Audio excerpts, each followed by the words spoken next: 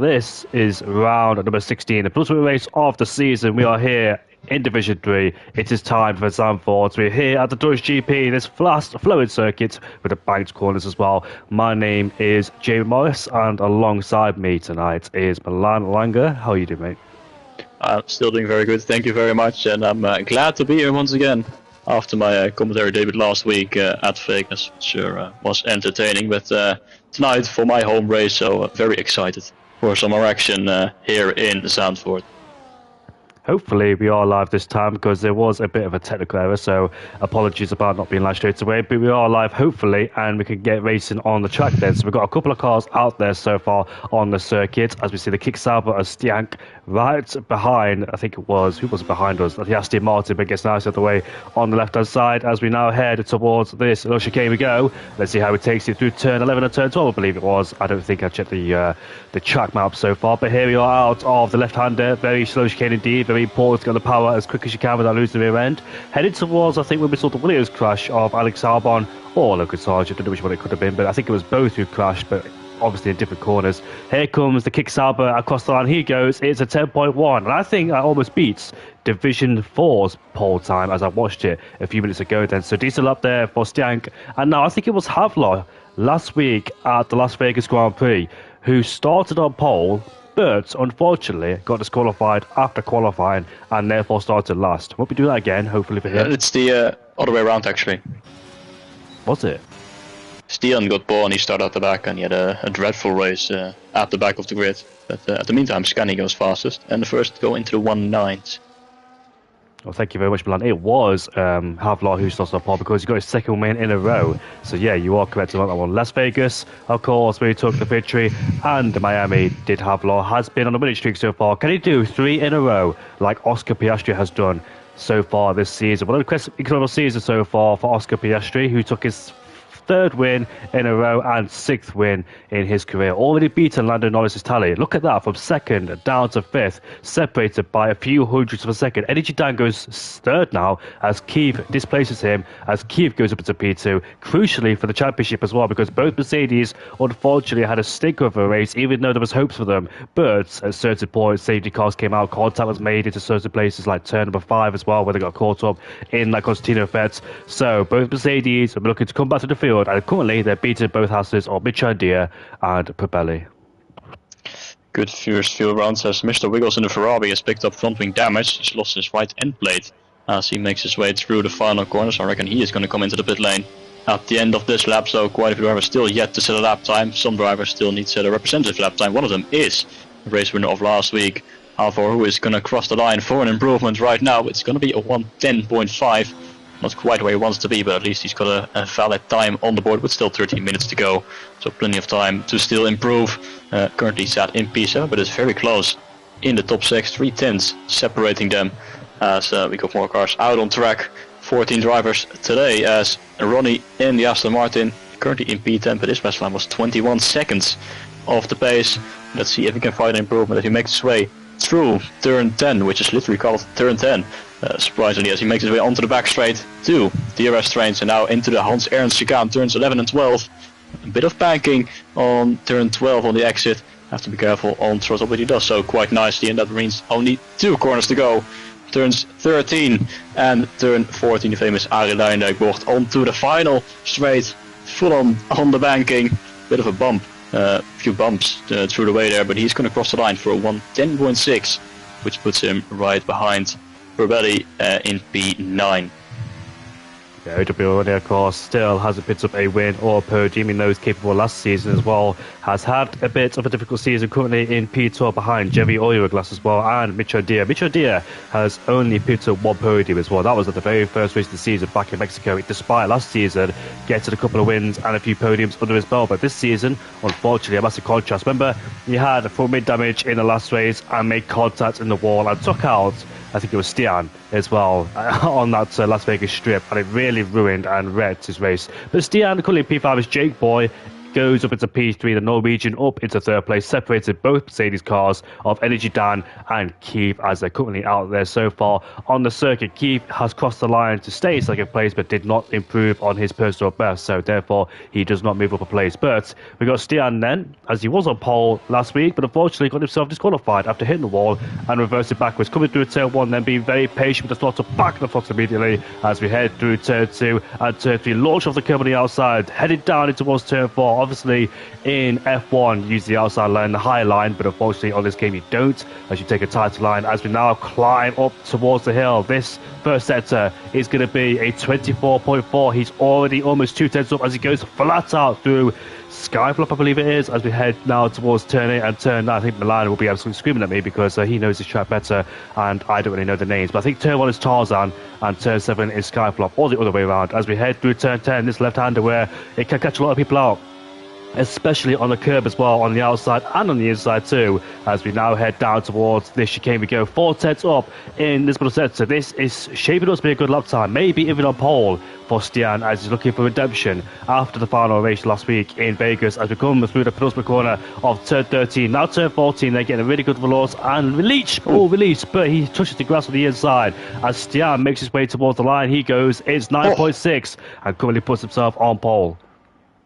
Now we look at the McLaren of Scani as he goes now through Schijfvlak turn 7, and he is on a push lap as well, now flat out almost to the kink of turn 7 and into turn 8. And after turning quite early, throw your car in as you have to find the grip a little bit into that corner. Now turn 10 is a sour up ahead, hopefully he's not going to get held up. No, he's not.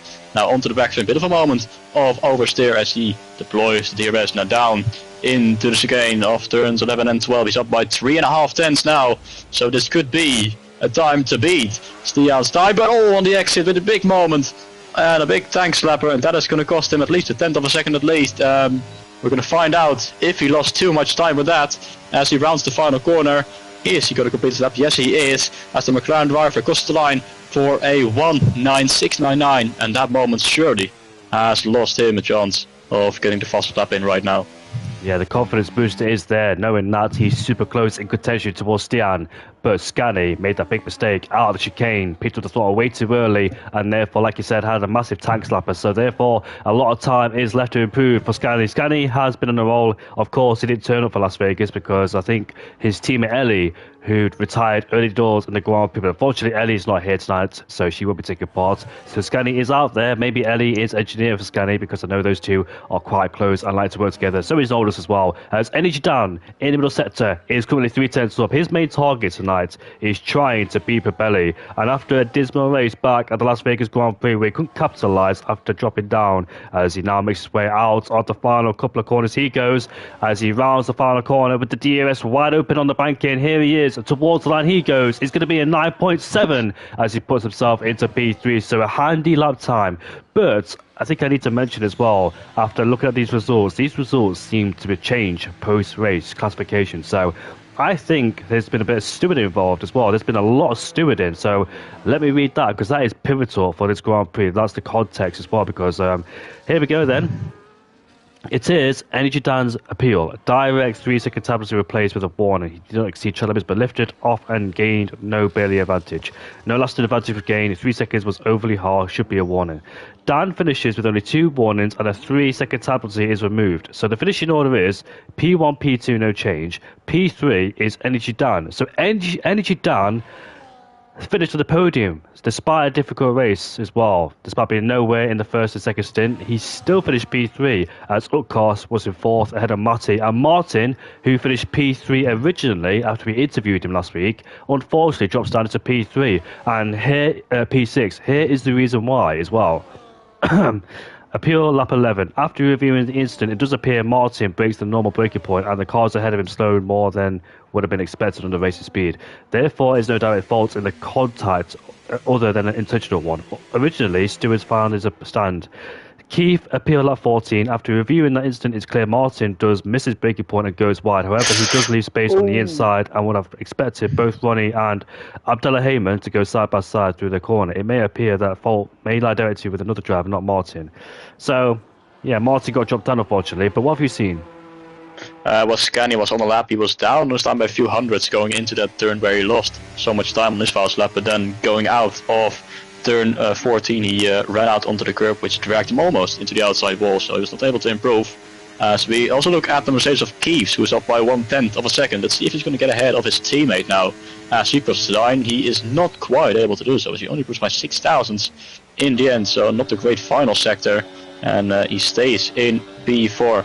Alvor is on another lap as well, up by 600. Only down in P7 for the man who started from pole position. Of course, last week he didn't get pole position in qualifying, but after his teammate got disqualified, he did start from P1, currently down in P7, and he seems to be struggling a little bit as he had a few moments of oversteer through the middle sector, and he's now down on his time by almost 2/10 of a second. He runs into the gravel as well.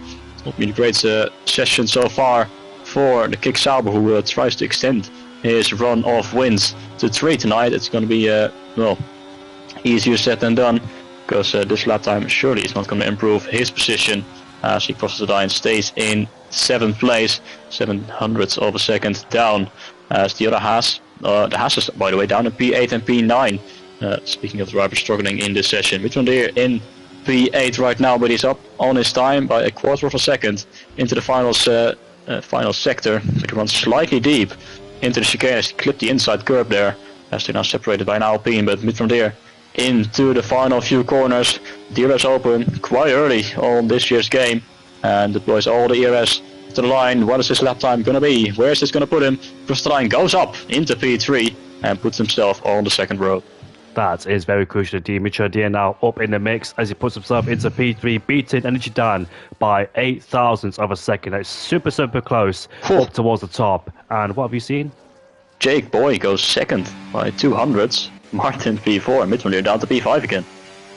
And good evening to you too, Luis, and how hopefully you're doing all right. There's a Mercedes in the wall. Is that... Oh, about to say, that can't be Energy Dan because he's on the outlap. So, Keith has made contact with the wall. He's done 2 laps of those sets of compound tyres. He has broke his wing, so the trip to the pits will be necessary there. Just driving a bit beyond the limits as well, especially on 2-lap old soft compound tyres then. So, luckily, the front wing is still intact. It hasn't done a Daniel Ricciardo or Oscar Piastri, but they both crashed in the wall together. Not together, but obviously, Oscar Piastri hit the wall in practice, then Daniel Ricciardo followed him too, and unfortunately Daniel Ricciardo broke his wrist, therefore Liam Lawson had to step in, and Liam Lawson has done a mega job since then. In fact, he hasn't still alive. Liam Lawson did well in his first few races in the Racing Bull, the first 6 races, then Daniel Ricciardo obviously came back, but yeah, Liam Lawson then demoted back down to Racing Bull after being promoted to Red Bull, but unfortunately the first 2 races did not improve. But Energy Dan, however, is currently on a flying lap. So let's see then, in the first sector,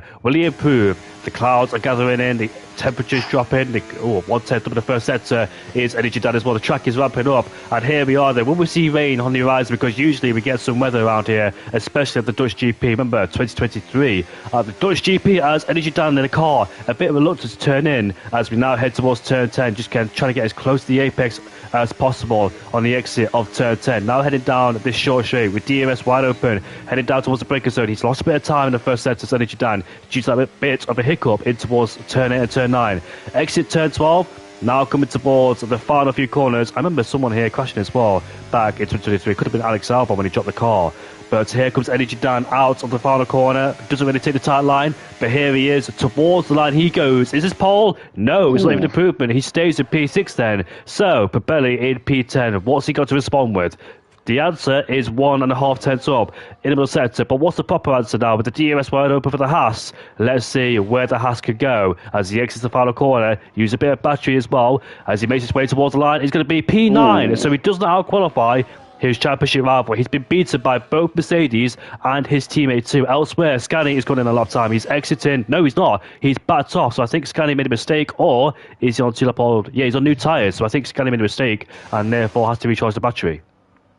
Yes, but he can try again with 2 minutes remaining. He was 1/10 up on this time, but unfortunately I think he did make a mistake. But he is going to try again. Is that rain on the lens? I think, or it might not be. It's very overcast right now, so wouldn't be surprised if there is rain incoming as we look at the Ferrari of Mr. Wheels. Currently set down in P13, but up on his time by just under 1/10 of a second. As he is going to cross the line in a moment time and improves up to P11. But Papelli down in P9, not ideal for the championship leader. Small cars out on track, and Scani just through. Tarzan is going to try and improve once more. Now through turn 2. And the Huguenots walk turn 3. And with a bank turn, very nice. On the exit can run multiple lines through there into the race as well. For some overtaking opportunities now. Running up the hill as we go to Skyvlak. And is he going to improve on this lap? No, he's not. 6 tenths down. Not going to be an improvement. What about Stian though? Can he go even faster? Just the top 6 is so close to each other. Just over 10th separating the top 6 there. And Stian knows that he needs to improve because he's only got pole by 200ths of a second compared to Jake Bully. And Perbelli is out. He has retired from the session. He will be starting no higher than 9th on the grid. And Stian is struggling to improve as well. Is the track really improving, or are the temperatures dropping? Because at the moment nobody's really finding an improvement. No, they're not. Scani wasn't on a lap time. He turned his battery off as well, so he used that lap to save battery, but still hasn't really harvested 100% energy. Now, Scani is currently on the fly. The Dutchman, who made his appearance back in Formula 1 racing because he took a long time away from racing. I think the last time I've seen him race was F1 2021, I think, and he's back on the grid as we head down towards turn 1. The Dutchman heads down towards the first corner, trying to take a pole away from the Norwegian boys ahead of him, separated by barely anything between first and third. Martin in P4 doing a really good job once again ahead of Richard Deere. Energy Dan is out there so far, but I think on 3 lap hole soft compound tyres, so they will be at their best. Their peak performance will have gone. But here comes Scani towards the top of the hill, 1/10 up in the first sector, as he's currently flying around through these high-speed corners, coming towards then this right-hander, but takes him his curve, and he goes off the circuit almost, but yeah, a lot of times ruined, unfortunately. Yeah, that is not going to be improvement for the McLaren, but the blackest fallen keys will be starting in P7 as it stands. What about his teammate? Energy Dan has backed off as well. He is not going to improve. There's an Alpine in the gravel track. In the background, Halfors only P8 as Richard Deere improves to P3, misses out, and there goes Martin with a 9.3. What a lap time that is. A quarter of a second ahead of Stian, who is not improving. Jake Boy is into the pit lane, he's not improving. Scani is not improving. Energy Dan is not improving. And I'm sure that is the vehicle on pole position. Wow. First pole this season for Martin in first place. Nobody out there really improving, like you said. So qualifying, I think, has been done and dusted, unless Serge can do anything. Nope, he's around the finals of colours, but not at full speed. Javier Orioglas is back in the pit lane after sustaining, I think, a power cut. Energy Dan goes in the pit lane and overtakes him as well. Nice there, but if it was during the race, he would have got a 5 or 10 second penalty. So qualifying is done, and Martin on pole with a 9.3. What a blistering lap time there from the Racing Bull driver, a former Division 2 driver, of course, but stepped down to Division 3 this season, but got some mighty pace. Stian is in P2. Not the pole he would have wanted, but at least he's not been disqualified, as Jake Boy is in P3 well in the Williams. So great performance from him in the Williams. Richard Deere currently P4, out-qualifies his teammate once again, and from P2 down to P4, in fact P5 actually, separated by what, 700s or under 600 of a second there. Energy Dan currently P6 ahead of Keith, both Mercedes, Alana Stern in P6 and P7, and I think the Sauber of Havlar is in P8 there. So that was a very interesting qualified session, and I think that Martin put at the bag at the very last minute as well. Great qualified session there from Jake Boy in P3 to put his Williams there as well. His best result came at the Canadian Grand Prix as well. So great performance there once again from Jake Boy, but there's classifications as I read you out the rest of them. Perbelli, the championship leader in P9 ahead of Matty, but Perbelli's like Harry Kane or Matthias. Basically, he has bad qualified pace, and Burmeister too has bad qualified pace, but makes it up during the Grand Prix. Matty in P10 in the Red Bull ahead of Serge, the Indian driver, as Mr. Wiggles in P12 ahead of Ronnie and Jerry Orioglas. That's the top 40 for you as we go into the Grand Prix. I cannot wait to see what happens here at the Dutch GP, because hopefully it'll be a mega one. Maybe rain will be on the horizon soon, who knows? Who knows, indeed, we're about to find out. But Martin on pole position, and no rain inside right now. It's overcast, but there's still a sun out there, so at the moment, not going to look like it is going to rain at this stage, but who knows, maybe at the end of the race. As unfortunately, we can't see the weather forecast as a commentator, which would be a nice feature, must be that on the F1 game, but unfortunately, we will not. So strategy-wise, I reckon it could be softs and mediums or the other way around, as Tarway is a bit less high than it is around other tracks. But we have got 36 laps ahead of us, so we could very well see the hard tire being used as well. But it's going to be an interesting race for sure. And this start of the race is going to be very important as well, just because how difficult it is to overtake around Zandvoort. Indeed. 17 people watching, by the way, so thank you very much, guys, for supporting us, even though there's 40 people here. So, yeah, really appreciate that one. And I know that Division 4 is also on as well, with Billy G leading, but he does have a penalty, does Billy G. He's got the freshest tyres, but he does have a 3-second penalty. Bad G, however, I think has the last advantage as well as Durham in P3. So it's about for P2 and P3 so far. Maybe Dom could catch up on his bonus safety car power tyres. Split strategies there in Division 4, but both Williams at the back, Brass Monkeys and Redoubts P11 and P12, the V-Car P10. The one I'm interested in most as well in Division 4, the Championship is well and truly alive as well in that tier. Division 1, 3 and 4, the Championship is spicing up. Division 2 is done and dusted. Burmeister is your official champion of SFR. So that's one championship wrapped up, but the rest of them, 1 I commentate, 2 I commentate, well 2's done, but 1 and 3 I commentate are still on the line between I think it's Belly, Energy Dan and possibly Keith as well, but Keith could be out of the equation after this Grand Prix, depends where you finish. But the V-Car and Billy G are pretty much in close contention. There is only about 50 points separating Billy G and the V-Car, but so far Billy G does have the advantage in Division 4 race. The V-Car, however, needs to find a response because he's currently down in P10. It's not the best Grand Prix for him, but the formation lap is well and truly underway, and let's see then what the tyres strategies that people are going for. So no hard compound tyre runners, there is mediums and the soft compound tyres. So this could be quite interesting because 2 people have gone for the softs. Usually we don't see that around here, but that could suggest a bit of rain could be on the horizon as well. Let's see then. But I think this is a very interesting combination we have. 14th and 3rd have gone for the soft compound tyres. I remember Milan, out of turn 3, where Lucas Sargent crashed and that affected the end of his career.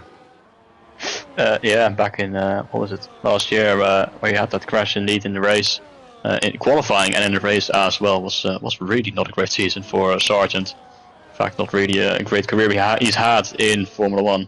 But if we look at this race, yeah, so 2 drivers on the softs, and I reckon Jake Boy is going to be the one to watch at the start of this race. He'd want to go forward as soon as possible and possibly lead the way on his softs. So he will have the tire advantage. Everyone else on the mediums who can go onto hards or softs. It all depends how this race is going to unfold. But we're near the end of the formation lap. Martin will be the one on pole position with Steen alongside. But Jake Boy with the tire advantage, could he have the better traction? It's a short run towards the first corner around Zandvoort. It's not always very easy to make a position, but you can go 2-3 wide into that first turn, but then it's going to narrow down to turn through turns 2 and 3 into the banking, where multiple lines are possible on the opening lap. But at the end of the formation lap, Scanny has failed his parking, but it's time to go ready for this race. 36 laps ahead of us, and it's Martin on pole. 14 drivers then line up on the grid just to wait till the lights around here in Zandvoort. It is Martin on pole, but will Stian have an answer? Will Jake Boy get a better start on the soft compound tyres? We're about to find out right now.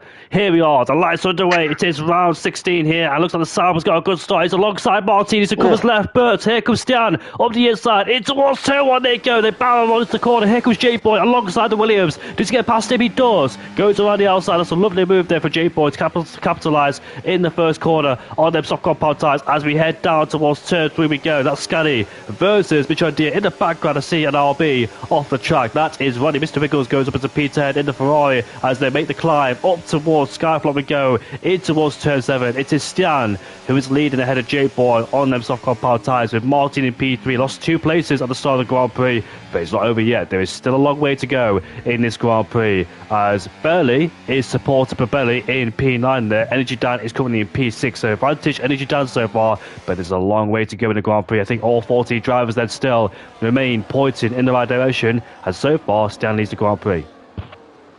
Clean start from everyone, what you love to see, but Jack Boy is already putting the pressure on the car in front of him. The kick sideways, DRS will be enabled onto lap 2, so it's going to be difficult to overtake onto this straight, but he is going to use a lot of ERS to try and overtake already even without the DRS. Here comes the Williams with the slipstream. Is he going to pull to the inside? Yes, he is. Stien's not going to put up a defense, but he is going to actually back out. Is he not? As a bit of a misunderstanding into turn 1, but Stien does stay ahead.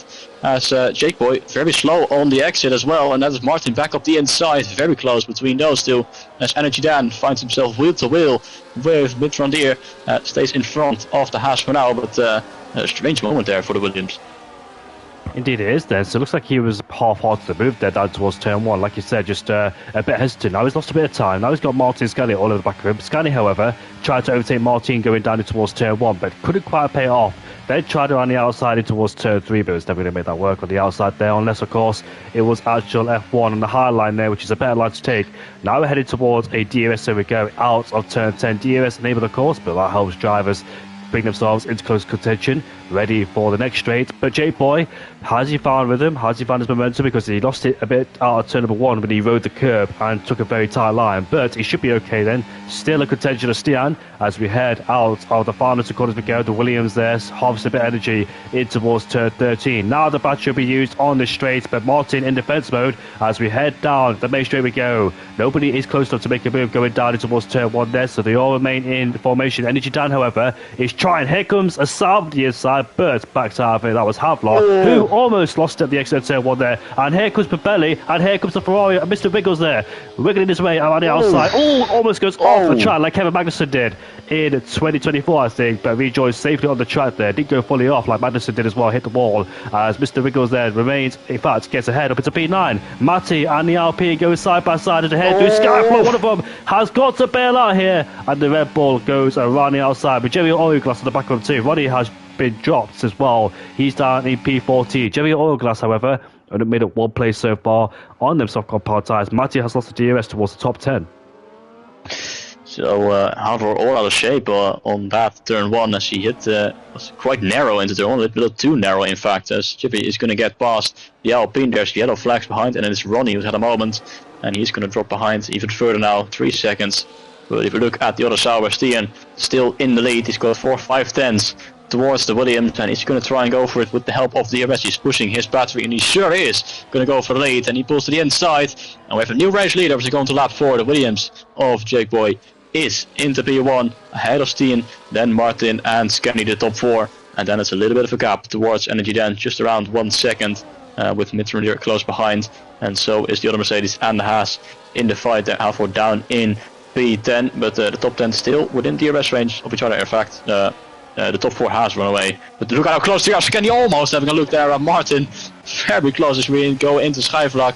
That could have ended very badly if Scani went for it there, but fortunately he backed off just in time. But the Williams out in front on the softs, it's going to be difficult to build a gap because the medium runners behind him are quite quick, but he is back into the lead of this race on lap 4. Is indeed, and Energy Dan does get himself a DRS there, so that was very, very intense there for Energy Dan, because he needs to get himself a DRS, protect himself against Mid-Frontier and also the championship leader in PA as well. So very crucial to try and stay on the back of this train. That's 2 or 3 times that we've seen that gap dip over 1 second. Here we are out on the final few corners. Jake Boy is leading on them soft compound tyres, but here comes Havlar, already pulls out to go alongside the Williams boy, and here comes Martin. Will it be 2 for 1? It will be, as we head down towards turn 1. We go side by side in towards turn 1. Havlar sets the quickest time of the race, but Stian around the outside in towards turn 1 remains in the lead of the Grand Prix. The outside line, of course, is a much better line, and Martin has stuff for P2. I thought it'd be 2 for 1 there for Martin, but unfortunately he dropped backwards, as it looked like Kevin Magnussen as well, who dropped quite a few places last season, but he got swamped by 4 cars behind. Jake Boy's been swamped, and Scani once again has been looking very interested in the back of that Williams there, being stuck in P4. Of course, when you're on that DRS train, it is so difficult to move forwards. When is the right time to overtake as well? But unfortunately he's been stuck there, and Energy Dan also getting closer for his sake as well. Very good drive for Energy Dan so far, P5, but it's Mercedes Haas there. He's now within striking distance, half a second behind the McLaren. He's saved up some battery as well, 65%, so he can fight with these guys. But Stien now back into the lead of this race, but for how much longer? Because Martin is within 5/6 tenths of a second. Both of them have got past Jake, but he's dropping behind just ever so slightly on the exit as well, losing another tenth of a second. But Martin deploying the ERS, not going to go for it on this lap, just closing the gap as Jake Boy is under pressure. And here comes Scanny, up the inside he goes, and the McLaren is into the podium places. And Jake Boy drops down to P4. And are his soft tires already starting to fade underneath his Williams? I wonder, as it's very close behind with Mitrondier and Keeves as well, as we head into turn 3, but Keeves unable to just go for it now, with Papetti right behind him as well, very close on the exit once again. Slight tap to the back of the Haas, but they stay in the order that they have been on this lap. It's Steam back into the lead, followed closely by Martin. Yeah, J-Boy is dropping away on them soft-core power tyres there. You can see him being attached from Scania just a little bit, as we can see the Mercedes are energy down as well, trying to look for moves, trying to put him offline, trying to force that Williams into a mistake. He knows there's another chance to be gained as well with that car struggling ahead of him on the soft-core power tyres. I'm quite surprised to see the softs being introduced. Maybe tyre wear wasn't as bad as they expected. I remember in the last game as well, I think soft and mediums was a possible choice. I think I did it myself as well, soft and mediums in the F1 2023 games, because I think it was quicker than harsh to mediums. But well, I don't know, it was a long time ago, but I do remember the soft core tyres wasn't really too much of a bad time, but still I would have started them. Here comes Martin now side by side, and here comes Scani then, as he's been pushing forwards, as he now goes side by side in towards turn 1. The Scotsman, the Dutchman versus the Norwegian, and the Scotsman wins so far. He puts himself in the lead of the Grand Prix again, and looking forward to the podium, because his last podium was in Qatar. Of course, he got demoted after the race in Las Vegas. He would be so frustrated, but here in the Grand Prix he's leading and got a big chance to win, but there's a long way to go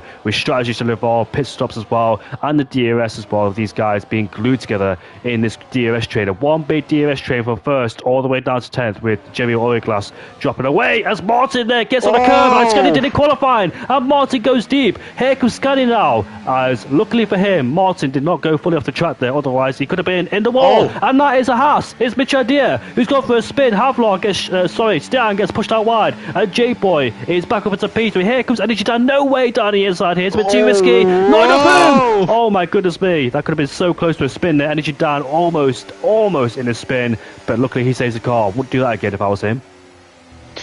So kicking off here on lap 7.5, unfortunately, Mr. here around in turn 5. And Steve with a big moment in the final corner as he clipped the grass on the inside. Is that going to open the door for Energy Dan to try and get past? Not quite. As we head into turn 1, he stays ahead as we Probelli into the back of the Mercedes of Keeves. He's going to run out wide. Stays in P8 for now as Keeves goes round the outside, or fighting it out with Mr. Wiggles actually. And Keeves now into 6th place. Mr. Wiggles having a look at the Ferrari. Probelli fighting it out with Halvor on the exit as well. The Haas runs slightly into the grass, but it's just too tight at this part of the track to try and put a car alongside, but it's so close between the top 9 now, as Smith has dropped behind after that moment earlier on. But Scani in the lead, and Martin still in 2nd place after that moment, and that is Mr. Wiggles off track. And did he clip the outside curb as well? I reckon, I think he has, and now he drops down to P9 and out of the DRS, so it's now the top 8 within contention of each other, but Scani leads the way onto lap 8. Yeah, Martin on the previous lap, despite going out wide, I thought he'd lose more places than that, because I think the guys behind tried to stay out of trouble there, making sure they didn't make contact with him when he rejoined the track. As Logan Sarge did the exact same thing in 2023 when he got into Q3 in 2023. Then unfortunately a good drop down the order, and he crashed at the exit of turn 9 because I think he grabbed too much curve on the entry and spun out. And Martin there unfortunately just got stuck on the curb on the outside, drifted, skated on the corner, and there no way he could survive. But I have had that happen to me before in the past, where when you get stuck on the outside curb, you tend to go for the grass. But luckily for him, great car control to keep it just on the road there, because that could have ended nasty for him and end this race. I think I remember, was it last season Division 1? Or is it another league I'm thinking about? Someone did the exact same thing. Was it Harry Kane in Division 1, or was it a Division 2 driver? But however, somebody got stuck on it could have been Hazara.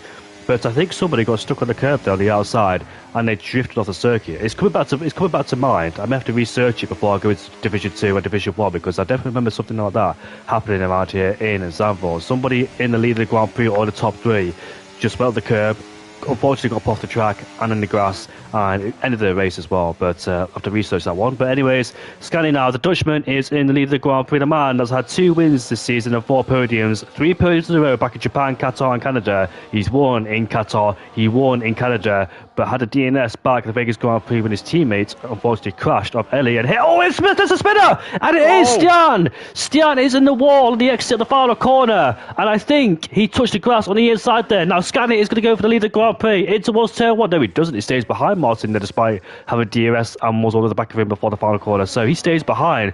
But what a shame for the kick-saber of Stian, who unfortunately dipped a win in the grass and drops in the exit of the corner, and he's pitted for a new wing as well. What a massive shame. That's not the first time he's done that today. I think he did it in qualifying once, and in the previous lap as well. He clipped the grass on the inside of the curb. So very unfortunate indeed. That tops him all the way down into P14, and no way he is going to be fighting for the race win. Puts on a set of hearts to make it to the end of the race. Still 26 laps to go, of course. But if you look at the front, Martin and Scani and Jake Boy very close to each other. Jake Boy slowly getting back within DRS range, or back in contention for the fight of the race win, as he is very close to the back of Scani into the braking zone of turns 11 and 12. But Martin stays out in front, and Energy Dan is closing the gap as well. 4/10, 3/10 of a second. Got a little bit of a gap towards his teammate Keys, around 9/10 of a second, but he's still within DRS range as we will go on to lap 11. And is Scani once again going to go for the lead? Yes, he is, with the overspeed. Pulls alongside, and the McLaren is back into the lead onto lap 11. Martin drops down into second place. Jake Bush stays in P3 for now, as we see Matti in the Red Bull trying to go around the outside of Mr. Wiggles into turn 1, but outbrakes himself ever so slightly there. And that is going to allow the Ferrari to stay back ahead of the Red Bull. But the top 7 now fighting it out, and Keeves has closed the gap back to his teammate to 3/10 of a second, but it's very close between the top 7. Yeah, but Belly is stuck behind both Mercedes there, so that could be an option for them, playing their cards in P4, P5. Split the strategy and try and keep the Haas behind him up at Belly as well, because remember, the championship is separated by 11 points. There is 2 races left to go this season here at the Dutch GP and the British GP, which should be next week. The finale, like it was in Division 1, when I think it was Spain versus England for the semi-finals, and that got cancelled last season, so I mean, the British GP got cancelled because it was on the same day as the semi-final. So therefore, the British GP had to be rescheduled for the last race of the season. And somebody's gone for a spin. It's Mitch Idea in 30th place. He's gone for a spin. And that is the exit of turn 10 there. So maybe he did at the curb on the outside and lost traction. Who knows? But unfortunately, his race has been wrecked. And ever since he spun early on the Grand Prix as well. And Stian in P14. But at least for Stian. And here comes Energy Dan then. This is a move for the podium as we head down towards turn 1. Barely in space there between those two. The door was shut in his face. And unfortunately, down the inside, but hits the back of the Red Bull driver going down towards turn 1 there. As Mr. Wiggles tapped the back of the Red Bull, but luckily did not get any damage there. But Energy Dan. Now, I couldn't really see because I was off board, but was there enough room given between Energy Dan? Was he fully alongside going towards turn 1? Was he obliged to give way for Jake Boy? He certainly was not fully alongside into the braking zone, but he did send his car up the inside. I think there was just enough room for 2 cars, but he went quite deep, and that is Martin once again clipping up on the outside, and that allows Jake Boy to get through into second place. And now the gap towards Scani is 1.2 seconds, so Jake Boy is going to have to push up, but he has a moment on the exit. He is not having the DRS right now, and this is an opportunity for Scani to try and build a gap to the cars behind, because he knows that Jake Boy's tires will fade in the next follow laps. We're on lap 12, and those softs are starting to fall from underneath the Williams. The gap is 1.4 onto lap 12, and Scani has broken free after a mistake from Martin for the second time in this race, hitting the curb on the outside. And Energy Dan is going to try and have a look at the V-Cup. Are we going to go 3 wide as Martin goes up the inside as well? Not 3 wide, but Martin into second place, but goes slightly deep, and that is going to allow Jake Boy to try and fight back, but he's unable to do so. But the gap towards Scani is now 2 seconds as Martin is back up into second place. That is an absolute dream for Scani in first place, going for his 3rd win this season. The gap is 2 seconds there, and Jake Boy not able to capitalise on them softs anymore, because those peak performance on them soft powered tyres has completely dissipated now. Those soft powered tyres have given up the ghost. They don't have the grip anymore. It's looking like you're seeing the DRS range. These guys as well sneaking down that train, because you can see the guys behind have more speed on the midi powered tyres, but like I said, it's just so difficult to overtake there.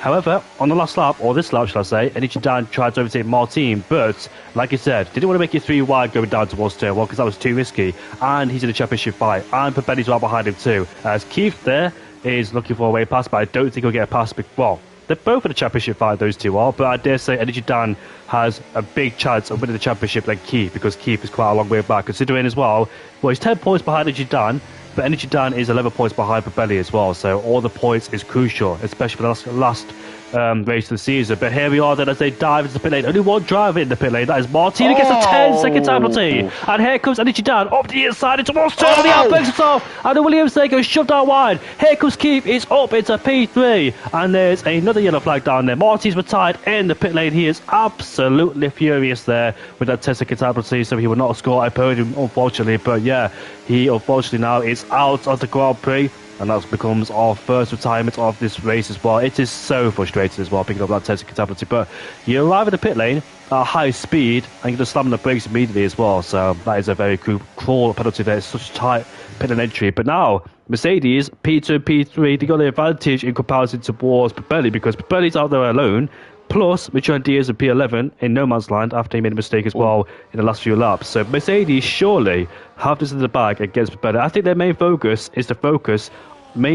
is to focus on Pirelli behind us. Williams in the background goes out wide in the chicane. Now Pirelli is going to go around the outside. That's a risky move there. Will he lose traction? He won't, as we go around the outside. And it's so easy to lose traction there. But Pirelli goes a bit deep in the corner. Will he make the corner? He does, but gets compromised exit. So will Jake Boy go back down the inside? No, he won't, because he's in the pit lane. So that's one car out of the way for him. But Keith, will he overtake his teammate? No, he doesn't. He backs off there. Oh my goodness me. Another 10-second time penalty. This time it's for Jake Boy, as the two Mercedes now in P2 and P3, but Energy Dan did push out the Williams slightly wide into turn 1 as he sent it up the inside. But Energy Dan in P2, Keith's in P3. Look at the gap towards again. It's almost 5 seconds now after all that happened. It's absolutely cruising it out front. The Dutch driver in his home Grand Prix, but Pirelli now into P4, Alfor in P5. It's basically now a 5-way fight for the race to him, because everyone has picked up a 10-second time penalty. Jake Boy does continue on, goes onto the mediums, and he has come out in P10. Unfortunately, unable to get his penalty removed as he got it. So he's going to have to carry that on through the end of the race, or unless there's another safety car where he can try and get removed. As the two Mercedes swap positions, Keith's up the inside because slightly deep. And I must say they're fighting quite hard in these conditions, because Scani has just gained another half a second. That's 5.5 seconds between P1 and P2. Energy Dan down to P3, just ahead of Pirelli. He knows he has to keep the Haas behind in the fight for the championship. Are they going to swap around once again? Yes, they are. Energy Dan up the inside with DRS. And he's back into second place, but he stays on the inside, which is going to lose him time. And actually Keith hangs it round the outside for some reason. As there's a bit of contact between the two, but they're not playing it very tactically at this stage, I must say.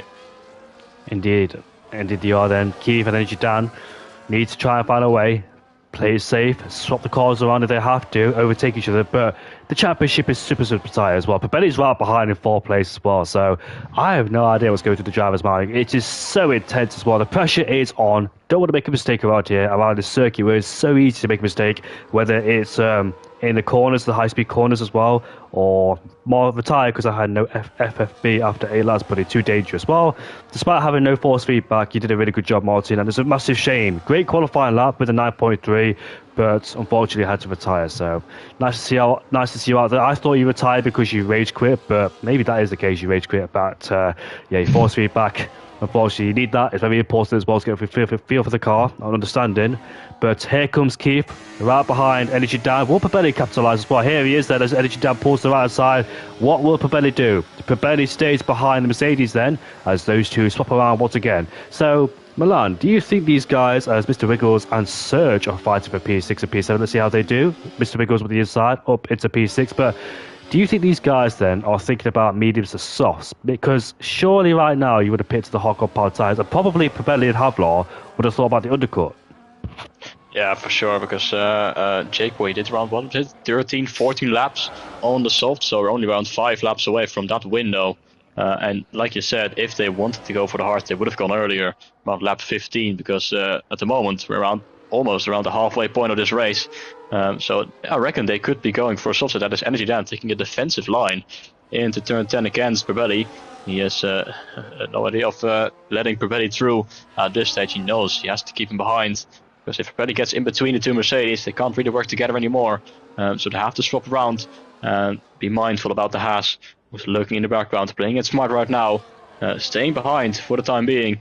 But Scani out in front, he goes onto lap 8 to mark the halfway point of this race. He leads by 6.5 seconds ahead of Keeves, who's got a 4 or 5/10 gap. So are they going to swap around? Yes, they are. Energy Dan sends it up the inside once again. But Keeves later on the brakes as they go slightly wheel to wheel on the exit. Energy Dan back into second place, but Keeves just keeping his nose in for some reason. But they swap around once again, losing out half a second as Jake Boy sets the fastest lap of the race. Keeves on the exit. Is he going to fight his teammate? Surely not, as Energy Dan seems to be struggling a little bit with the rear tires, of course. 17 laps on these mediums. He's going to start to feel the effects of tire wear, but yeah, they might be going on to softs at this stage, because if they would have gone to hards, they would have pitted earlier with the tire wear as well, of course. We are halfway in towards this Grand Prix. The top 3 of the championship are currently 2nd, 3rd and 4th. This big championship fight between these two, with Havlar right behind. The 2-time race winner this season, who won last race as well. A fantastic driver, Havlar in USA, both times, Las Vegas and Miami. Pirelli is right behind Keith and Energy Dan. What's he going to do in P4? Is he going to go for the undercut? We try and split both of them up, but look at Keith there, gets a lock up at the inside of turn 13. Now, with the DRS enabled, has Pirelli been bad this time? Has he been waiting for the one opportunity? Here we go, then down the main straight we go. Will Keith overtake his teammate as we head down towards turn 1? Energy Dan goes defensive, but I don't think Keith will go around the outside towards turn 1. He won't. I think Havlar just hit the back of Pirelli. Yeah, he did on the braking. I think he hit the back, and that lost him the back end as well. So he lost quite a bit of time. Almost 1 second now is the gap, but they are holding each other up, so I think he might be able to get back into that 1 second window. A bit of a moment into turn 1 as the two Mercedes still once again very close to each other. Scani is absolutely driving off into the distance as the gap is now 8 seconds. He's basically, well, second and a half faster per lap. I reckon at this stage of the race, as Havlar has got back into DRS range, but Pirelli is very close to the back of Keeves, and he's just searching for an opportunity to find his way and split those two Mercedes. He knows that the Mercedes can't pit at the same time, as that is surged into the wall on the Alpine on the exit of turn 9, finds the barrier into the gravel where Mitron had his moment as well earlier on in the race. But we go on to lap 20 in a moment time. Scani is still continuing on. He doesn't need to worry about tires. He is still gaining time on the cars behind. But Energy Dan once again with a little bit of a gap to his teammates, which I think is going to allow Pirelli to not overtake. So is Keeves actually. So Energy Dan stays ahead of his teammate for now. 17 laps to go. And they are going to have to play it smart, because if one of the Mercedes comes in, I'm sure Pirelli will come into the pit lane as well, and he will be in between those two when the other one pits. Yeah, I think the reason why Pirelli and Havlar are going with the undercut right now, because I think it's a bit too early to go to soft compound tyres for him, so he's trying to extend his first stint as long as he can on the mini compound tyres, obviously not too long, so Mercedes can get the jump. But of course, that's which Mercedes driver will come in first? Ideally, Energy Dan, but when are they going to appear? When is the best time to put on the soft compound tyre? It's not going to be hard, because surely it is the unwise decision to go to hard compound tyres. Even though I have raced on this track on this game, and I have done, I think it's mediums to hards. That's my first strategy for me. But of course, these guys there think something different, and they think mediums to soft is the better strategy around here. So let's see that. I think it will work, of course, but for Scani, he can do what tyre he wants to, because he's 8 seconds in front. He will definitely do mediums to soft. He can stay out a few laps later if he wants to. But here we go then. Around the bank, here we go. And let's see if Energy Dan is in the pit lane on this lap. Here comes Pirelli, then he follows in. So Keith is left out there to stay out one more lap. Do they slow the car down? They do. All 3 drivers there slow the car down after witnessing that Martin and I think Mitran, Stian was it, who got a 10-second penalty. But in the pit lane they go to put a set of soft compound tyres, and Energy Dan should rejoin in front of both of them, which he does. Slots into first in the queue. And let's see where the others are. Here comes Serge, but of course he's on the old mini compound tyres, so he should not be a threat for Energy Dan or the guys behind as they come at the pit lane right now as don't want to be a snitch, but Havlar did cross the white line. If Richard Deere sets fast for the Grand Prix, but I don't think it really matters on the league racing games where he crossed the white line on the exit there. I think it's the pit lane entry where it matters, but the exit doesn't matter too much. But Energy Dan now, the gap is a second already, so is he pushing hard already, trying to break the gap, trying to break the DRS ahead of Pirelli? But I dare say when Keith pits, he rejoined right behind Haflar, so he might be last in this queue when he was second there. So that's the consequence he has to pay by staying there 1 lap later. But of course, his teammate has his priority because, of course, he's the lead Mercedes, plus he's further on the championship. Scally's to the pit lane. And here comes Probelli then, side by side with the Mercedes as we head down towards chicane. It's going to get super close to the breaker zone as Energy Dan there has the racing line. And Probelli can't go through. They're stuck behind the RP, but at least Energy Dan will have the DRS on the back of Surge there to protect himself against the Haas driver. Here we go again out of the finals to corners. This is going to get very spicy down in towards turn 1. Keith is out of the pit lane. Surge is in the pit lane as here comes Energy Dan. Here comes Probelli as we head down towards turn 1. I think the Haas driver will stay behind. But where's Keith? Keith should rejoin at the back of this queue. He does. There he is. Out of the pit lane he goes. And he rejoins at the back of the queue. Yeah, Keith was very careful into the pit entry. I was riding on board with him. He went very slow to trying to not get that 10-second time penalty. So he is now at the back of this queue. But very much within the DRS range as he can try and warm up his tires on his out lap. So 15 laps to go.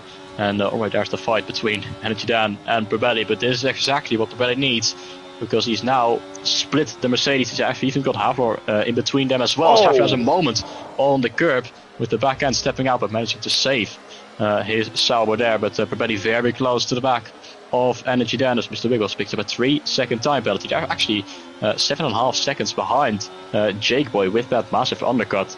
We started on sauce, but unfortunately he has got that 10-second time penalty, which is going to hurt his chances of finishing on the podium. But we're at the end of lap 22. Scani has remained in the lead of this race. And he will continue to build that gap towards the Williams. And he's got around 9-10 seconds towards Energy Dan. And is Probelli going to try and go for the move? He's lining up a move. He's going to use his DRS slipstream. And it's the Haas going to try and find a way past the Mercedes. He's going to have to go the long way around the outside into turn 1 as we go wheel to wheel to the championship rivals. Probelli going to go around the outside. He goes. And the Haas is up into P3. And he's found a way past the Mercedes. Nice one indeed. Terrible camera angles for me because I tried to get both battles in because Keith was on the back of Haflar, so I tried to get them both as we see Keith on the outside there. But good evening, Gareth. Hopefully you're doing all right, Mr. Vickers, of course, as he lives very close to me, does Mad G. As Probelli then 6.3 behind J Boy. Like I said, the undercut was very powerful. I think that was because that Energy Down Keith was holding each other up, of course, when they were together on the first and the medium compound tyres. That's why he has the massive undercut. But of course, the undercut should be brought down, plus for that 10-second tablets as well. It's a massive shame for... Yes, you do, Gareth. It's a massive shame for Jake Boy and Peter because that penalty has really dented his performance as well. The gap is 3.5 seconds there. He's got some incredible pace, has Jake Boy, but that pit lane entry, like Silverstone, like other tracks, catches a lot of people out. Energy Dan is actually struggling to stay in the DRS range of Probelli. Has he dropped out of it? No, he just has the DRS the back of the Haas there. He can't afford to let the Haas go. Both Mercedes had the cars. I can't really tell you where I live, Gareth, but Probelli then sets the quickest lap time of the Grand Prix in third place. But Energy Dan used the DRS to stay at the back of Probelli. I'm going to say Nottinghamshire. That's what I'm going to say. But Energy Dan on the back of Probelli then able to stay in the DRS range, which is very crucial because if Probelli pulled away, then Energy Dan will be in massive trouble. Look at the Sauber, there's one in the back on, and Keith Rice as well back there in P6. So Probelli then it has the advantage in P3 despite both Mercedes being out there as they could play 2 against 1. But so far Probelli has the advantage in P3. Nottinghamshire. Energy Dan definitely struggling to stay with Probelli, who seems to have the upper hand on this second stint, because Energy Dan has to use quite a bit of ERS to stay within DRS range, once again dropping almost out of it 9/10 of a second on the exit, over 1 second now. He's going to have to be a crucial final sector for Energy Dan if he wants any hope of finishing ahead of his championship rival. Into the chicane we go. It's going to need to be under a second, and it is just right now on the exit. He has a better run through turns 11 and 12, and he's just inside the DRS zone once again, as Probelli is pushing on to try and get the Mercedes out of his DRS zone, but unable to do so once again. And Energy Dan is going to close that gap down to around 5/10 of a second into the braking zone of Tarzan, as Keeps up the inside of Haflar into turn 1. The Mercedes and the Sauber fighting it out as they're wheel to wheel, very close between each other. Haflar is going to have the outside line of turn 2, which will turn to the inside line, but it's not quite enough space. And Keeps shuts the door shut and stays, or actually gets ahead of Haflar. So now Probelli is being chased by 2 Mercedes rather than 1, because the Sauber's down into P6. That was very crucial for Energy Dan to get himself back in DRS range, because 2 times, you know what, Energy Dan in this Grand Prix has been dipping in out of DRS quite a few times in the first stint. Now the second stint, he's got some way just keeping the DRS range there. Now he's much closer on this lap in comparison towards Pirelli. Now his Mercedes teammate is behind him too. Keith has been trying to pressurize Havlar for the past few laps. He tries to go to the inside of turn 10, but Havlar swung around the outside there to chop across the front wing of Havlar. But now both Mercedes surely have the advantage back their way against the Haasman as Mr. Wiggles gets past Jerry Orioglass going side by side in the chicane. We've got a five-way battle down there for P7 as well between Wiggles, Orioglass, Matty, Ronnie, as well. Keep an eye on Energy down. When he get past Pirelli, here we go then in towards turn 1. Energy down has to go all the way around the outside in towards the first corner. He has the grip on the soft compound tyres, but let's see which one of them get better traction. It is Pirelli who stays ahead, but here comes Adan around the outside, but doesn't go for it. He stays there in P4. Then, so that's one attempt from Energy Dan as Keith is right behind too. This is the top 3 in the championship. Pirelli, Energy Dan and Keith with Havlar there, the 2-time race winner this season, right behind us. This is spiced up to be a fantastic race. It's already been a phenomenal race so far, but there's more action as well. Both Mercedes are getting tantalising close to each other as well. Hopefully they'll make contact because they're both in a big championship fight in the drivers and constructors as well. As you can see there, Keith pressurised his teammate as well, so they've both got to work together. I think they both need to get ahead of Pirelli them fights, but not right now because if, for example, if Keith keep pressurising Dan, that means Dan will be more distracted and therefore lose time towards Pirelli. Pirelli can pull away, so I think both Mercedes there need to work in harmony now and try and overtake Pirelli, and therefore fight later for their championship's sake. Great defending so far from Pirelli, keeping the Mercedes at bay.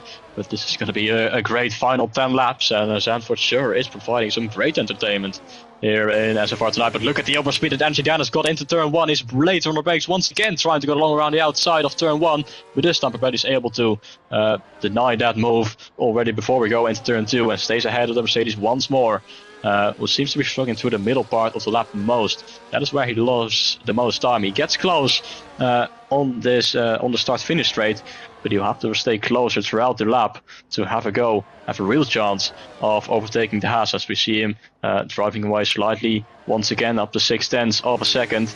As Pirelli is actually closing the gap now towards Jake Boy. The gap is almost under a second, so that could be great news for Pirelli because he will have DRS to the Williams on to the next time. We will go on to the start-finish straight, and if he can get past Jake Boy and put the Williams between himself and the Mercedes for an entire lap, then that could maybe his chance of driving off into the distance. As Energy Dan, has he got DRS? That was very close. We're about to find out. No, he has not. Energy Dan is out of the DRS range, and Pirelli is not. He has the DRS and he is closing the gap towards the Williams. Energy Dan is threatening to drop behind. He's got nothing left in the battery, but the good news for him is that Pirelli is going to be stuck behind the Williams on this lap because it is very difficult to overtake around here, apart from turn 1. We're on lap 28 of 36. Pirelli has got 4/10 behind the Williams. He's got 1.2 seconds towards Energy Dan. He needs to find a way past the Williams as soon as possible if he wants to have any chance of finishing and securing that second place. He's very close to the back of the Williams, but he can't quite overtake in this sector. His next opportunity might be on the next DRS straight, but at the moment he's still got Energy Dan out of his DRS range, who's low on ERS as well. Pirelli has the advantage in the battery and he's very close to the back of the Williams. Is he going to go for the move now into the turns 11 and 12 chicane? He's going to go up the inside. Pirelli gets past the Williams. This could be a crucial move for this race. They are going to lose a little bit of time, but he has got ahead of Jake Boy. And can he now build a gap towards Energy Dan to secure this second place?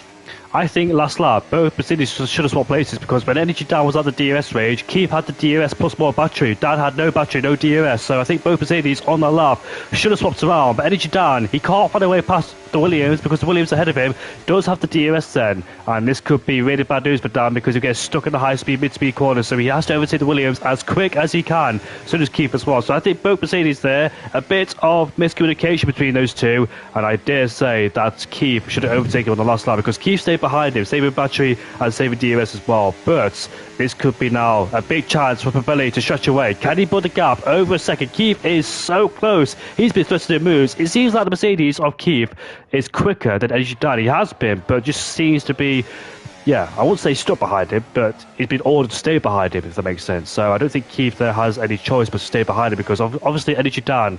This is the problem. We have two drivers in the championship fighting for the championship at the same time. There's another driver involved too. Two teammates and one Haas as we go down towards the chicane. It's so difficult in the moment to make decisions. I know it's easy to say in hindsight, but in the moment you just don't know whether this is the right decision or that's the right decision. But surely Jake Boy shouldn't have the DRS, should he? Let's have a look. He does. Jake Boy does have the DRS there. So Energy Dan has got to do the hard work and overtake him immediately because he's so close at DRS range of Papelli. But he goes defensive there. So he has actually put up a fight as we head down towards turn 1. Is this going to be a launch in towards 1? He's not. As Jake Boy, I know why this could be happening because OWR nobody more, but hopefully that's not happening because Jake Boy let Papelli go quickly, but he's defending against Dan there. But hopefully that's not team orders from OWR to hold up Energy Dan because we don't like that. But anyways, here we go out of this corner, turn 4. Climb up towards the hill now. Jake Boy is almost at DRS range of Energy Dan. There is 6 laps left to go in this Grand Prix, and this battle is still spicing up. I'm surprised Jake Boy is defending this hard, being on old tyres plus a 10-second penalty, which will not be removed because it was a speeding penalty. I dare say with no glitches. But here we go. Out of turn 10, and this is another place to overtake unless you're fully close and alongside and ahead. As we exit turn number 10 we go, as J-Boy gets a lovely launch there. Is Papelli keeping J-Boy in DRS? Could that be a strategy? Keep J-Boy in DRS there and make it harder for Energy Dan to get past? Maybe, but Energy Dan is, actually J-Boy is almost at a second range of DRS there. Will he get DRS in this lap? Will he? He will. He still gets DRS on this lap, does J-Boy. Energy Dan and Keith need to go forwards quickly. They're stuck behind the Williams there. But here we go. Down the main straight once again. Here comes Energy Dan with the battery. Down in towards turn 1. Can he make the move on the Williams as he takes a very cute angle going down there? But they're side by side there. Side pod. But J-Boy stays ahead. This is so painful for Energy Dan in P4 and Keith as well. This race should have gone towards Mercedes because they had 2 cars against 1 in the Haas there. But unfortunately for Energy Dan, he's stuck behind Jake Boy. And Jake Boy has become a obstruction in the way for both Mercedes there. They're so close behind and they're losing so much time as well. Yeah, the gap is growing to 1.5 seconds. The Mercedes boys must be so frustrated with the Williams out of front because they can see Papelli driving off into the distance and their chances of a top 2 finish fading away. Papelli might build up his gap in the championship after this race, but look at the run that Jake Boy is getting out of that turn 10 every single lap. So Energy Dan unable to go for the move just yet, but Jake Boy on this lap, he is not going to have DRS on the main straight. That should be an easy overtake for Energy Dan, might even be Keys as well. A double overtake for the Mercedes as we go on to the start-finish race. We're on to lap 32 of 36, 5 laps remaining. Skenny leads by about 9 seconds to Papelli, but it's 2 seconds now as Energy Dan does get past the Williams finally, and so does Keys. 2 Mercedes up to P3 and P4, but the damage has already been done because the gap towards Papelli is 1.7 seconds, and it's going to be very difficult to close that gap because Energy Dan had to use quite a bit of energy to, and no pun intended by the way, try to stay to get past the Williams in his fight, and possibly quite a bit of tire wear as well as he tried to find a way past the Williams. But 5 laps to go, and is Papelli's second place safe right now? It's got 1.8 seconds. What can the Mercedes drivers do? They will have to work together in order to fight and close the gap towards the Haas.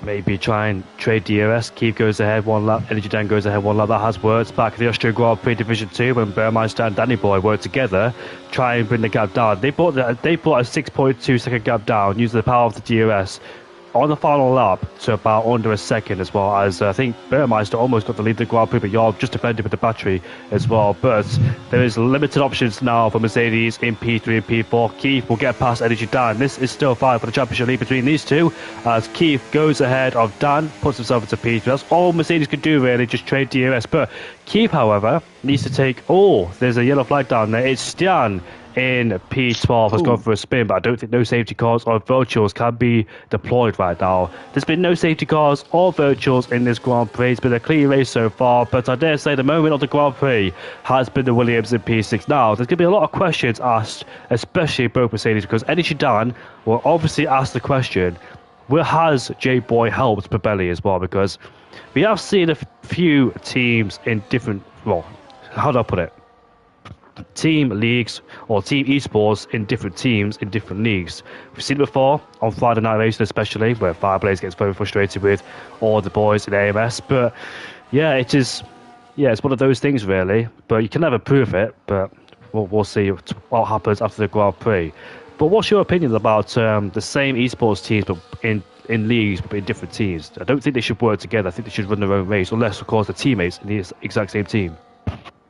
Yeah, of course, it's just another league. It's not their esports team. It's not their esports championship. So their runners shouldn't really be working together like that to have a little bit of an unfair advantage to the rest of the grid. But it might be happening right now. We don't know, of course. It could just be pretty able to get it past Jake Boy easier. But the Winners was defending quite hard against the two Mercedes drivers. But we don't know. We're not here to judge that as well. But Keeves, he's in P3, and the gap towards Probelli is not shrinking at all. In fact, it's growing to 2.2 seconds. So I think Probelli's second place is not really under any threat, as he is actually closing the gap a little bit towards Scanny, but of course 7 seconds. He's not going to be able to close that with 3 laps to go. And Scanny, haven't really mentioned him too much in this race. He's been in a league of his own for the majority of this race, but he is on course for his 3rd win of the season. He is indeed. What a fantastic drive from the Dutchman in the in the McLaren, doing a fantastic race for himself. He's going for his 3rd win of the season, of course, but he returned back to league racing. He took a long time off as well. The Dutchman had other things going on personally in his life as well, had a lot of commitments as well. But here comes the two Mercedes, and this fight isn't over. It is lap 35 out of 36, and the two Mercedes swap places there. Keith looked like he gave up easily, gave the place towards Energy Dan, but maybe Keith will have the DRS on the back of Dan. What's Mercedes going to do here? So, the last race of the season is the the British GP, yeah?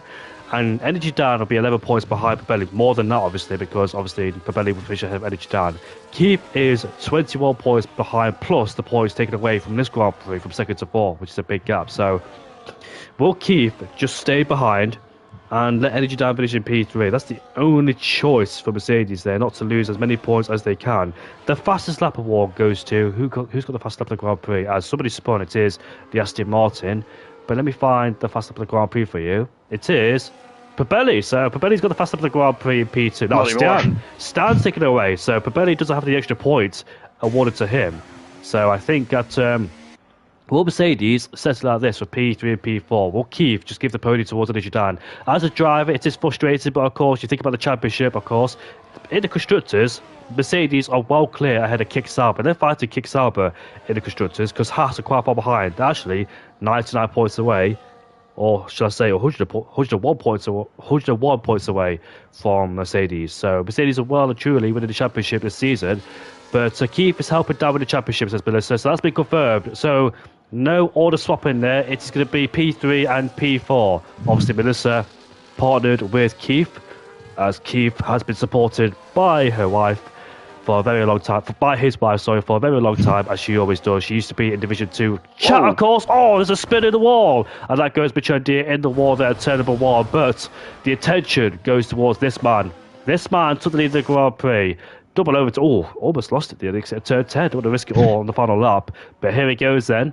This man has driven a fantastic race. This man returned to league racing on this game, of course. He spent a couple of years away from the F1 games, but he returns back in Division 3 in SFR. And he's about to make his way towards the final 2 corners. The Dutchman, who has done a fantastic job ever since he's done the Grand Prix, broke the DRS. Here he is then. Scanny will come across the line to win his home Grand Prix and also take his 3rd win of the season. What a storming drive from Scanny. The dominant Dutchman does it again as Probelli, the championship leader, will extend his championship at Energy Dan, and Keith will finish in P4. Havlot finishes in P5, and Mercedes there, well, it's been a very disappointing day because they had the cards against Probelli there, but unfortunately they didn't really use it well, didn't really play the strategy right. But it's like McLaren versus Red Bull, and sometimes McLaren didn't get it right last season, but it's all part of the learning curve, and it's all or nothing for the next race of the season. Keith might be out of it, but it's going to be Energy Dan versus Probelli for the championship. It's going to be the final race of the season, and hopefully we get to speak to both of them on the podium interviews as well, and Scanny. Great drive there from Scanny. Didn't set a single foot wrong after the early stages of this race, and a dominant drive in the end to take home victory at Zandvoort ahead of Probelli, who will extend his championship lead. And I'm pretty sure that Energy Dan and Keeves have secured the Constructors' Championship because they were around, 75 points clear. And going into this race with 1 race remaining, they will extend that lead even further. So I'm sure they have got the Constructors' Championship. But the focus will be on the Drivers' Championship next week in Silverstone. But great job to the top 3. It's been a great race, honestly, around Zandvoort. We said beforehand that it might be a little bit of a boring track, but this race has been anything but boring. But well done there to Scani with a great victory here at Zandvoort, third one of the season. But unfortunately, I do have to go now. But thank you very much for having me once again tonight. I do really enjoy commentating alongside you and in SFR as well. It's been a pleasure so far, and I hope to be back very, very soon. Yeah, thank you, Milan, for your commentating in this race. It's been absolutely fantastic, and you seem to adapt very quickly as well, because this is your second race in SFR, and you've already caught up. So thank you very much, Milan. Been an absolute pleasure once again, mate, and I'll see you this Friday, hopefully. Yeah, see you later, mate. See you later. Take care. So one Dutchman goes, the other one comes in. It is Scani. And what a fantastic race it's been for him. Obviously, we will start with him because we go from P3 upwards to first place. So we're just waiting for Energy Dan and Probelli to join the podium interviews. And I'm looking forward to kickstart the podium interviews because we've got 2 championship rivals of Energy Dan and Probelli in the podium interviews. And let's see what their nerves are like. What's their thoughts going towards the final race of the season? Probelli has the upper hand. He has had bad qualifying as the Haas driver, but makes up during the Grand Prix. He's like Burmeister. He's like Harry Kane. Those guys, and Volokonga and Oscar, who have, we know that Volokonga and Oscar start at the back of the field, but they make their way through very quickly indeed during the Grand Prix. If those 2 don't join, then we'll start with you. Probelli usually joins, but I think he's taking a bit of a breather after a difficult race like that. Before we get going... Here. Are you? Yeah, Burley is here. Sorry, I didn't see your name pop in there. It must have I think Milan must have gone and you must have joined straight away. But make sure all 3 of your voices are set to shared, and we can kickstart with you, Dan. Well done, mate. It has been an absolute stressful one for you out there because sometimes you were dipping in our DRS almost all the time as well. So it looked like you both had the upper hand against the Haas driver of Probelli, but unfortunately, after the pit stops, you encountered a Williams driver of J-Boy as well. So talk us through the emotions during this Grand Prix. Do you think there could be more?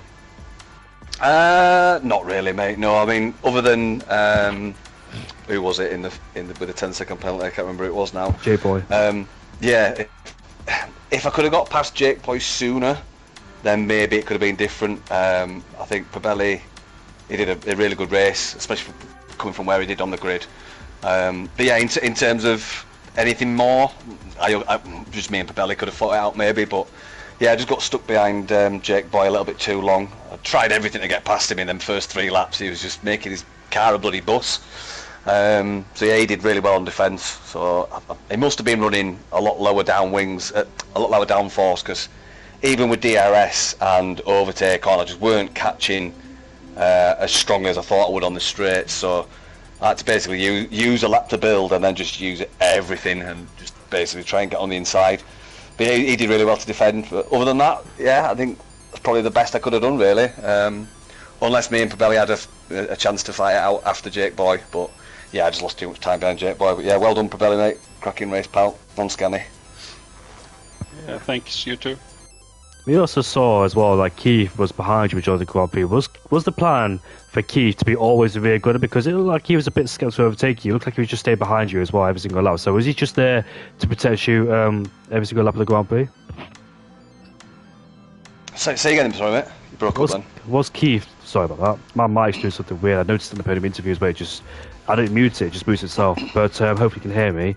But I mentioned that Keith was behind you almost every single lap. Was he just there to trade DRS with you and keep him as a rear gunner? Nah, we were fighting for a bit. And you probably saw on stream at one point, I let him go through to have a crack at Probelli. And then later on, he let me back through because he couldn't catch him. So up until this race, we've not really been talking. And we didn't talk before this race. It was just kind of racing instinct or racing IQ that brought it.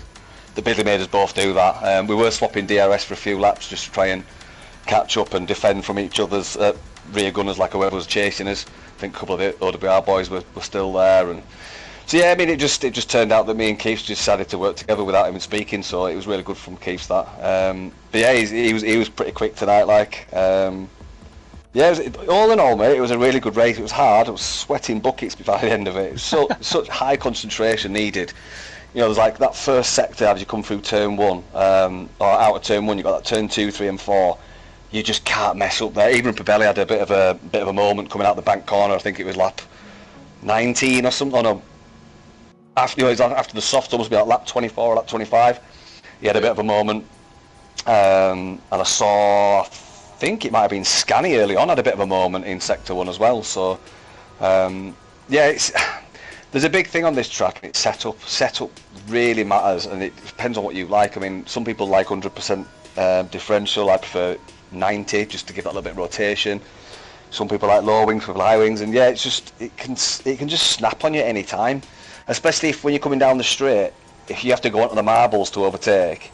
You know, you got 3 or 4 seconds where your tyres aren't as grippy, and you know, when you're putting that power down in the low traction zones, it can really bite you. So that's why it's so hard work around here. You can't take your eye off the ball for like more than a second, because it'll just bite you in the ass, which I've had round here, especially coming out that bank corner. I mean, going out that bank corner, I was always in third, but like half throttle, and you know, until you get to 75% throttle in third, you can't really then plant it. But yeah, good race all in all. I enjoyed it. Yeah, much better. Well, much better than Las Vegas, but he still finished the podium in Las Vegas because of those that penalty game removed. So second podium in a row, mate, here. And how you feel for the British GP next week? The final race of the season, and the championship is on the line between you two. Are you just going to try and win the Grand Prix, not focus on the championship? Because realistically, Papelli's quite a bit too far ahead, but at the same time, there's still a chance for you. Yeah, what is he now? 15 points ahead. Yeah, I think Pabelli'd have to have a fucking shocker to lose his championship now. But it's been a good fight all season. It won't be the first time I finish second in the championship in SFR, but it's been a cracking season. And to be honest, I've just been happy that there's been multiple race winners, multiple championship leaders. It's really nice to see. You know, Div 3's been probably the not the marquee division, because obviously Div 1 is, but in terms of closeness between everyone, it's been absolutely monumental. It's a season for the ages, I think. You know, I think I counted this afternoon 7 different race winners this season, which is absolutely extraordinary for a division in league racing. So I can't fault that, and even if I don't win it, I'm not asked. I've had a great season. It's been really good, and Pabelli's been consistent. He deserves it. So unless he has a shocker at Silverstone, it'll be a well-deserved championship, mate. Yeah, well deserved indeed. Season 15 became the champion. Well, season 16 so became the champion of SFR Division 3. And I thought, like, when I first started looking this season in Division 3, that the first half of the season wasn't going his way, but he's actually done a really good job as well. Maybe not had the most podiums he would have wanted, not had the race results, but consistency's always been there as well. As like you two have been like fluctuating the championship, going for first, second every single race as well. So it's been super tight. But yeah, nobody's really dominated this season, because people have had like 1 or 2 wins on the stats. No one's really had like a clear lead in the championship. So no, that's what that's what I've been saying. Yeah, it's been good. I just really hope, and I say this with gritted teeth, that no one takes me or Pabelli out, because that will spoil the championship fight. You know, if E-Rivers lose it because the other person did better, then you know, I'm sure we both can accept that. But if someone does something stupid and takes someone out, then you know that's not easy to accept. You know, it's always a bit of a shitter, that. So I'm just hoping that everyone drives nicely and just, you know, firm but fair, let's say. But as long as I don't get anyone taking either me or even Keith's, you know, Keith's in that far behind. You know, he's probably 18 points behind him or something like that. I don't know. But yeah, let's just hope that everyone drives nicely and we have a good fight to finish this season off and this stupid game off with a bang. Yeah, for sure. But yeah, thank you very much, Dan. I usually commentate with me, but it's nice to hear you in the podium interviews as well. So yeah, good luck for the next race, mate. Cheers, pal. You're welcome. So moving on, that's the second place. His name is Pabelli, the championship leader. How are you feeling, mate? I'm feeling very good. This one was a hard one. I couldn't get past the Mercedes before the pit stop, so when we pitted, I knew this was my chance, and it worked out. And I also used a couple of laps to get past Jake Jake boy, but when I got past him, I just pushed everything I had so I would get out of the DRS. But I think it took a couple of laps to lose the DRS to the guys behind, and after that it was it was, I wouldn't say easy, but the last laps wasn't so intense, let's say. It must have been nervous for you in the first stint because you're behind both Mercedes drivers, both keep energy down, and therefore they could work together, try and keep you behind. Also, you had Havlar and Mr. Wiggles at one time on your tail as well, so it must have been a bit frustrating for you in the first stint being stuck behind both of them. What was your thoughts going into that? Did you think that there was any way past them? I tried every lap to find a way, but when they started, switching with the DRS, I knew it was impossible for me. So I was just staying there and hoping that they would do something, do something wrong, but they didn't, and so I thought that okay, it's the pit stop that counts. So it felt like Energy Dan was driving a bit slow on the outlap to kind of wait for Keefs, so I pushed him all I had. I was up beside him a couple of times, and and it worked out for me. So yeah, that was a good one. You did a fantastic job as well to control the pace, because once you over to the Williams of Jake Boy, he held up Energy Dan. He finally got past him. What was your thoughts as well when Energy Dan got past him? Did you think you had it under control, or did you think Energy Dan had the pace to try and get after you? I kind of felt like both the Mercedes were very fast on the straights. And I had quite a high downforce setup, so I knew that in Sector 2 that was kind of my chance, Sector 2 and Sector 3, to start of Sector 3 to get a gap. But when they got past, I think Energy Dan was around 1.6 seconds behind, so I just concentrated on not losing it. And when the tires started to go, I saw that I was a bit quicker, so I'm not sure. I think it was almost 3 seconds between us when we crossed the finish line. And how are your thoughts and feelings going towards the British GP? I think you got a big lead, so you can afford to settle down, but obviously you won't. So what's your plans? What's your plans of attack going into the next race? Well, I really like the track. I think it's a great track, and but as you know, I have a little bit of a trouble. I have a little bit problems with the quali. And when I practiced earlier today, I did a 198, but I just can't seem to get it to stick in when it counts. So, but I know I have good race pace, so I kind of count on that and do my best. And as I say, I really like Silverstone, so I hope I can do well. So yeah, and I agree with Dan. It's not good if someone kind of crashes us out. He's absolutely a worthy winner if he beats me on track. Cheers, and same with Keats and Halvor. So, and Scania also. They're all very fast. So yeah, it's been an awesome season, I think. Well, thank you very much, Papelli. One more race to go. Yeah. So last rodeo next race, and good luck to both of you. We really hope the best outcome for both of you. Obviously, one could come out top, but may the best come out top next week. Yeah, thank you. Moving on to the race winner then. His name is Scani, and it is his third win of the season after returning back to league racing in SFR for Division 3. Scani, mate, what a fantastic job so far you've done this season. Very consistent as well, picking up multiple podiums as well, getting 3 podiums in a row, 2 in a row as well with wins. And here in the Dutch GP at your home Grand Prix, it was a bit of tense times in the first stint, but you pulled away ever since Martin made a mistake as well. What was your thoughts and feelings after that? Yeah, the start was really entertaining. I really loved the battle with Martin and Jake. but after that it was a bit boring, to be honest. Were you just worried about safety cars or anything like that? Because you had a big lead, and the only thing that could have wiped it out if a safety car came out as well. So were you just nervous about safety cars? Because we saw multiple yellow flags on the circuit with people making mistakes in corners, high-speed corners, but luckily no VSC or safety car came to neutralise the race for you. Yeah, that was really lucky.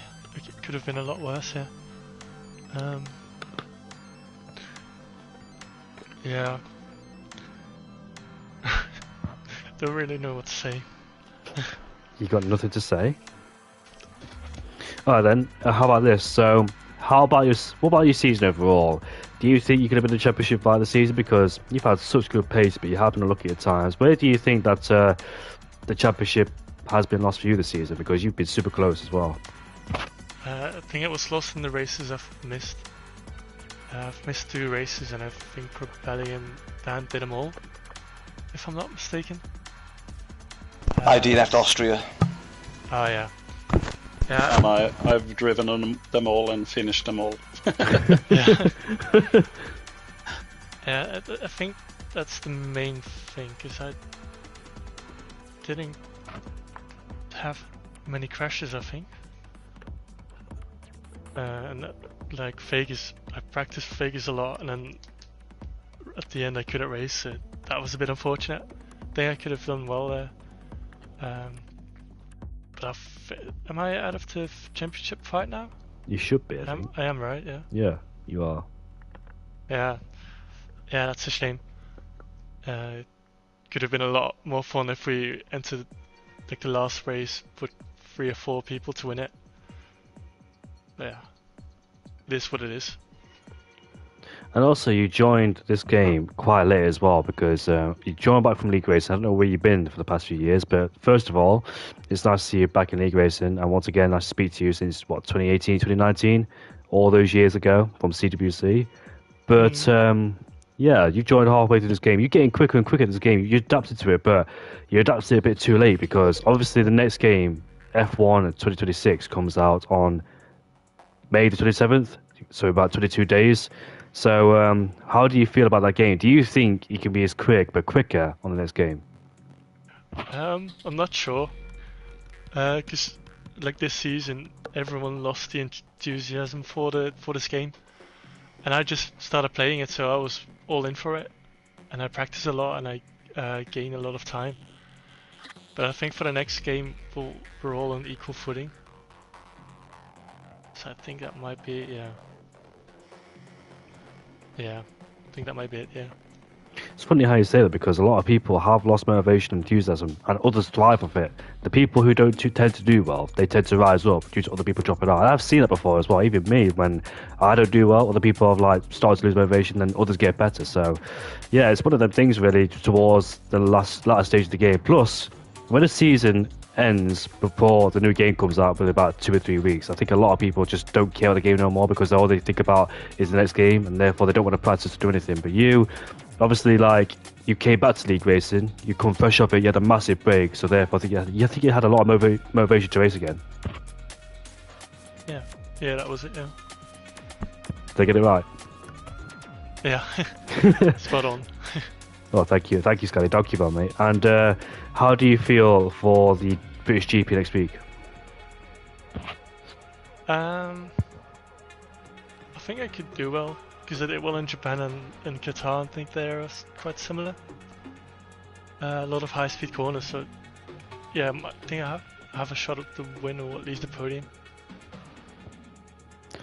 Well, thank you very much, Scotty. Nice to speak to you once again. Goed gedaan vandaag. Sorry, say that again. I said good job, mate. Oh, thank you. You're welcome, mate. And that wasn't really good, because my throat's gone. But I said goed gedaan vandaag. That's what I said. Did I pronounce it wrong? No, you did it right, yeah. Thank you very much, mate. And that's it then for Division 3 race at the Dutch GP. It is time for Division 2 and Division 1. 7:30 Division 2 for the Dutch GP. The championship is wrapped up by Burmeister. And the Division 1, of course, the championship between Fireblaze, the Dutchman, and Kaname. It is super, super close. We just need the championship standards updated for Vegas. And I think Fireblaze does take the championship lead heading towards its home Grand Prix. Fireblaze has had no wins this season, but he is the championship leader. That's how crazy it has been in SFR so far. So we'll see you all for Division 2 on Tuesday, Division 1 on Wednesday. But for Division 4 and Division 3, we move on to the final race of the season at the British GP. We'll see you all later. Goodbye for now.